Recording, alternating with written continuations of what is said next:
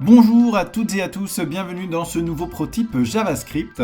Là aussi, comme le précédent, inspiré par la série des 19 pépites de JavaScript qu'on avait sorti en mai 2020 et dont le lien est dans la description.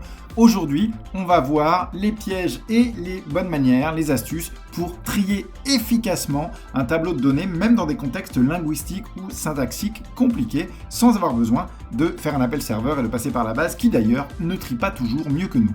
Alors voilà, commençons avec quelque chose de très simple, un petit tableau de langage informatique. On n'est que sur des caractères ASCII, donc c'est vraiment tout bateau. On a depuis toujours sur les tableaux la méthode sort. Okay, cette méthode va trier le tableau, elle va le trier en place, d'ailleurs elle est mutative, c'est-à-dire que à l'issue de cette opération, le tableau a effectivement changé. Beaucoup de gens ne le réalisent pas, c'est pareil aussi pour reverse, pour splice, évidemment pour l'écriture dans une position donnée. En ce moment-là, en 2023, on a un truc qui s'appelle Change Array by Copy, qui est enfin officialisé, qui sera absolument officiel en juin, comme chaque année, dans JavaScript, mais qui est d'ores et déjà utilisable dans les tout derniers nodes et dans les tout derniers moteurs des navigateurs, et qui fournit des alternatives à ça qui sont non modifiantes, qui dérivent un nouveau tableau. Là, par exemple, on a ToSorted, qui a les mêmes arguments, mais qui nous donnerait un nouveau tableau modifié sans toucher l'original. Sachez-le. Ça marche pas trop mal, à condition qu'on soit sur de l'ASCII globalement, ou en tout cas sur des tris qui ne sont pas dérangés par la méthode de tri basique. Et il faut savoir que sort fonctionne avec des arguments traités comme des strings. Et donc ça peut nous donner des trucs bizarres si on trie des nombres. C'est un piège classique. Regardons ça. Voilà, j'ai ici tapé à la vitesse de l'éclair, magie du montage, les premiers termes de la séquence de Fibonacci. Et vous allez voir que si je demande à ce tableau-là de se trier, j'obtiens des vraies surprises. Est-ce que on n'est pas un peu surpris de voir 13 et 144 apparaître avant 2 par exemple?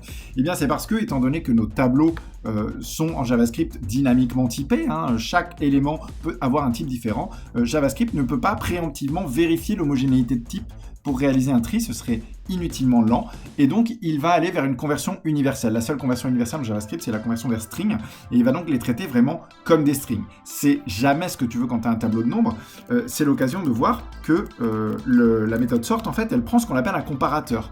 Si tu lui précises pas, elle convertit en string, et elle compare lexicographiquement au niveau de la table, mais sinon elle prend un comparateur, et qui va recevoir à chaque fois 2 valeurs. Ça implémente un algo de tri bien moderne, bien balèze en interne. Je sais plus si c'est un merge ou un truc comme ça. Mais ici, comme ce sont des nombres par exemple, il me suffit de renvoyer ça pour que ça trie correctement, comme tu vas pouvoir le voir. Voilà. Et en fait, l'idée, c'est que ton comparateur va renvoyer un nombre négatif, positif ou nul. S'il est négatif, ça veut dire que A est censé apparaître avant B dans le tri. S'il est positif, c'est que A est censé apparaître après B. Et s'il est neutre, c'est que c'est équivalent.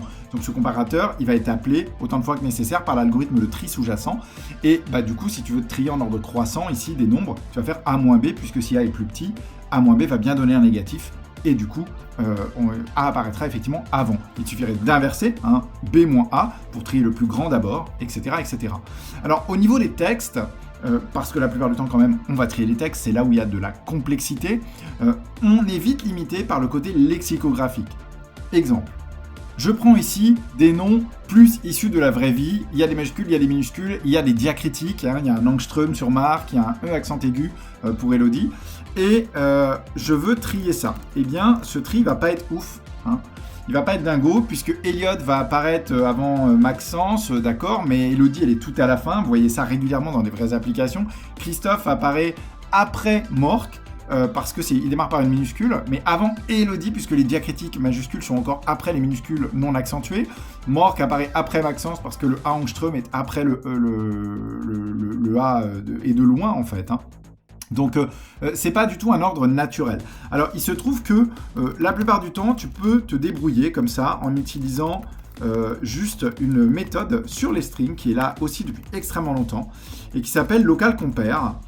Tu vois que du coup, effectivement, Christophe, alors je vais le formater un petit peu différemment, voilà, pour qu'on voit bien ça dans le viewport, mais Christophe, ici, apparaît bien. Voilà, on va mettre ici. Hop. voilà, apparaît bien en premier, Elliot apparaît avant Elodie, Mork apparaît avant Maxence, donc on a quelque chose de plus intuitif.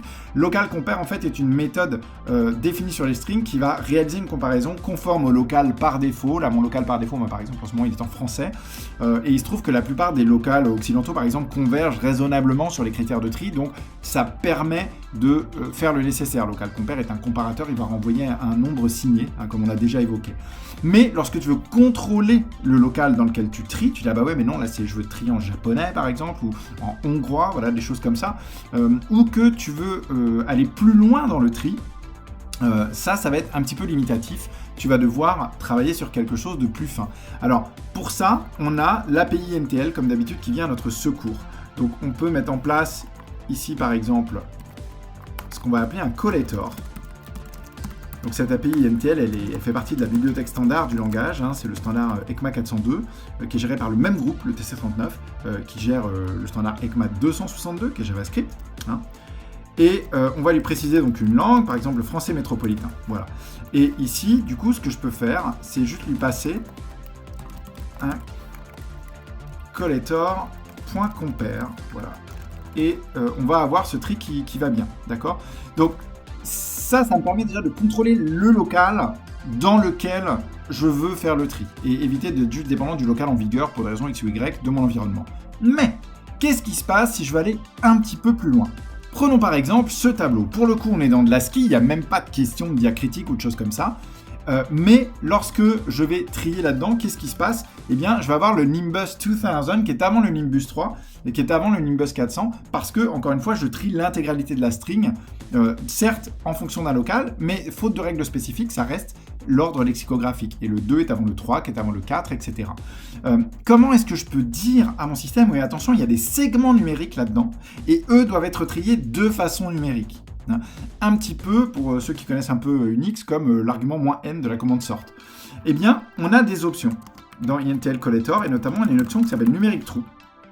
Et dès l'instant où tu fais ça, eh bien, lui va aller chercher en interne les segments numériques, les repérer, et lorsque ces segments sont à des positions qui sont compatibles, puisqu'on verra qu'il y a aussi des notions d'élimination du white space, de la ponctuation, etc., il va trier les segments numériquement. Et donc ici, mon Nimbus 3, il est avant le Nimbus 400, qui est avant le Nimbus 2000, puisque 3 est avant 400, qui est avant 2000. D'accord ?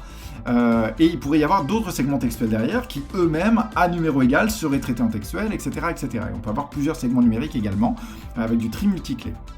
Donc ça déjà en soi, c'est vraiment cool à ce stade-là. Normalement, il y en a un certain nombre d'entre vous qui font « Ah oui, effectivement, je suis content d'avoir vu ce prototype. » Maintenant, on peut aller plus loin, puisque on peut avoir des problématiques plus avancées. Voilà, les noms de famille ou les noms de façon générale ne sont jamais aussi simples qu'on croit. Hein. À peu près tout ce que vous pensez savoir sur ce qui est invariable par rapport à la notion de nom sur les personnes a des exceptions quelque part sur la planète. Hein. Il y a un fameux article comme ça qui s'appelle les idées reçues que les programmeurs ont sur les noms. Hein. On a la même chose sur les calendriers, on a la même chose sur tout ce qui est géolocalisation et adresse.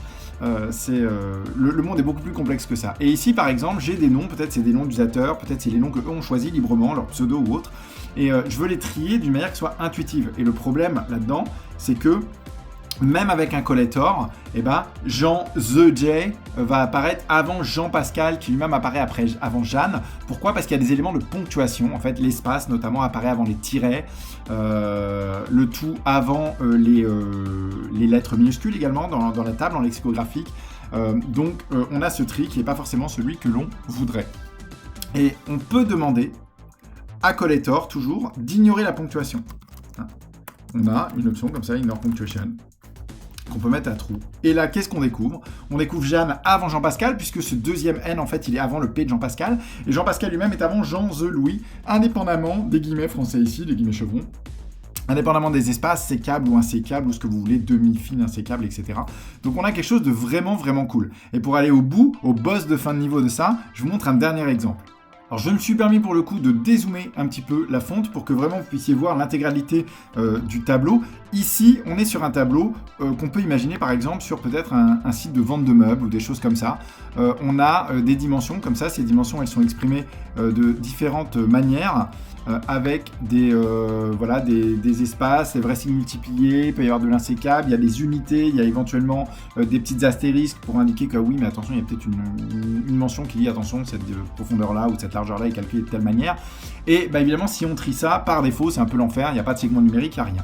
Alors déjà, lorsque on va préciser qu'on est sur un segment numérique, ça va être un petit peu mieux, on va avoir les 30 cm, avant les 40 cm, et puis dans les 40, on aura les longueurs de 40 avant celles de 50, etc.